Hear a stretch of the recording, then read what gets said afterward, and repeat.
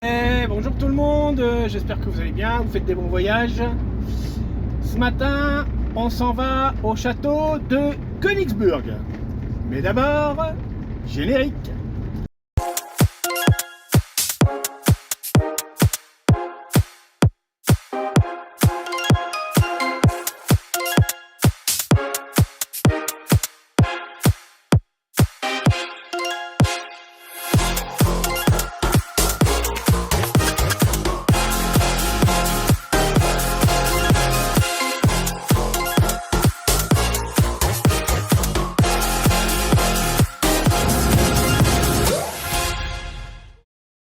Bon ben voilà, hein, on a quitté notre camping de Ribeauvillé. Super camping municipal à Ribeauvillé. 20 € la journée, il y a tous les services.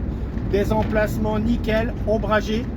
Un peu trop ombragés pour nous parce que du coup on n'a pas pu manger sous le soleil. Mais c'est pas grave, franchement c'est top. Donc voilà, et direction château du Haut-Königsburg. Allez, salut tout le monde, à tout à l'heure. Allez, salut!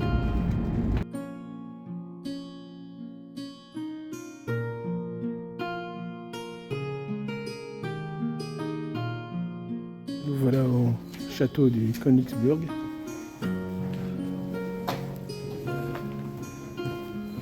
On va se diriger vers l'entrée. Il y a pas mal de monde.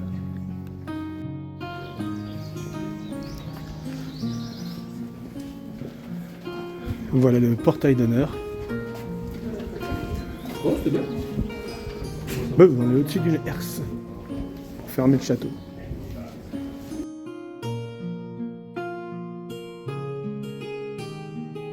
Le château du Haut-Königsburg est un château fort alsacien qui a été fondé au XIIe siècle. Il a été remanié au XVe siècle et il a été restauré avant la Première Guerre mondiale sous le règne de Guillaume II.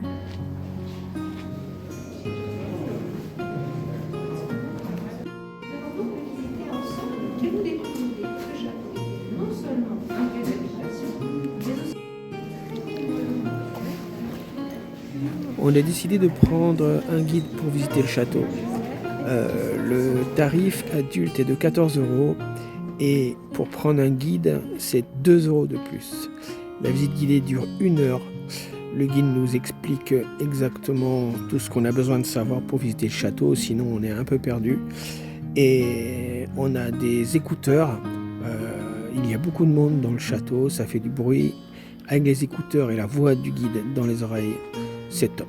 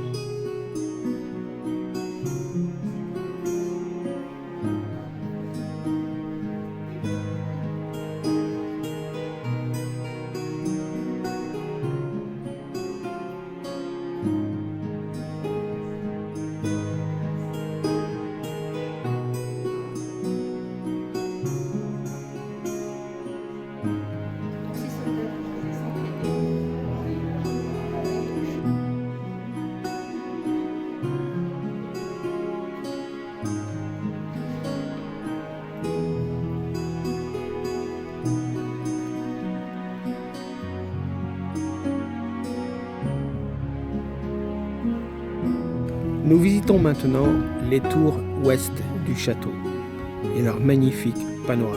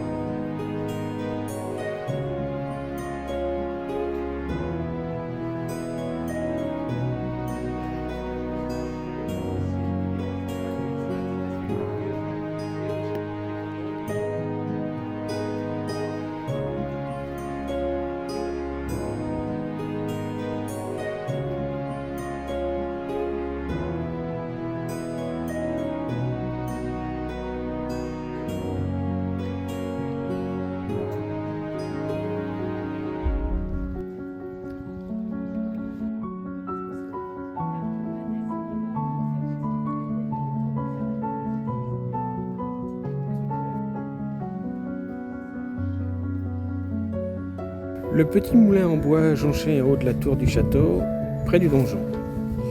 À l'origine, il y avait un moulin à bêtes, à bras, qui permettait de moudre des céréales et faire du pain pour les soldats. Mais lors de la restauration du château, l'architecte Bodo Ebert a choisi de le remplacer par un moulin à vent, qui n'a jamais servi.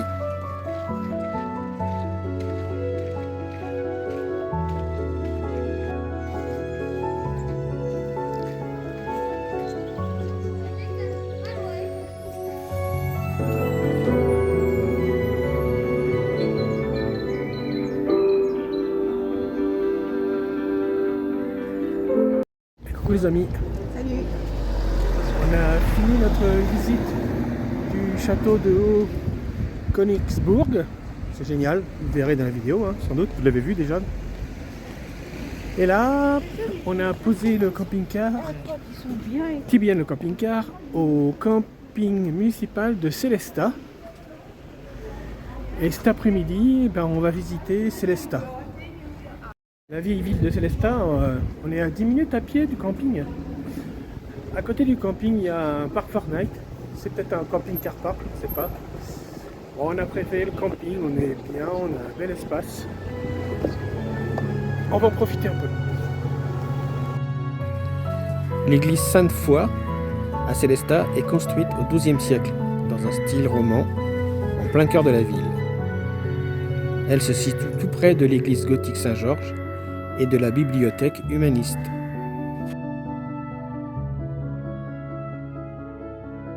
La bibliothèque humaniste de Sélestat possède un fonds important de manuscrits médiévaux et d'imprimés des 15e et 16e siècles. En particulier les quelques 670 volumes reliés en cuir de la bibliothèque personnelle de l'humaniste alsacien Beatus Rhenanus, inscrit en 2011 au registre Mémoire du monde de l'UNESCO.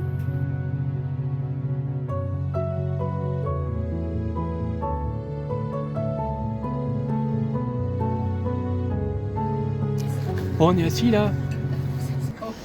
Comme d'habitude, on est en train de bouffer. Manger, on va dire. Ah ouais, tarte aux pommes.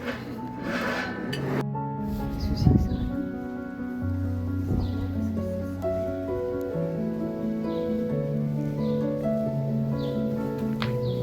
Des fèves de chocolat. Mais non, c'est- La porte de l'horloge. Il n'y a pas une ville en France, au bord de l'Atlantique, où il y a aussi une porte comme ça qui s'appelle la Grosse Horloge? À Chachauchelle? C'est pas ça? C'est pas La Rochelle? Mais si, c'est La Rochelle.